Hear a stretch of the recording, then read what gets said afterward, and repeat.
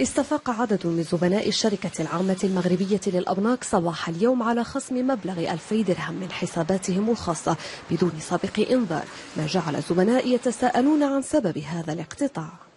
سمعت بشي إشاعة بأن وقع شي مشكل في الشركة العامة، بأن شي 2000 درهم تسحب لك من الرصيد ديالك، مي دابا جيت من شريت الفلوس ديالي لقيت داك الشيء الأمور هي هذيك. قاطعين 200 درهم 2000 درهم للواحد. صافي تيبان لي هادشي ماشي لوجيك. سخط قابله عديد الشكايات والاتصالات من زبناء المؤسسة البنكية لتقوم هذه الأخيرة بإرسال توضيح واعتذار عبر رسائل نصية.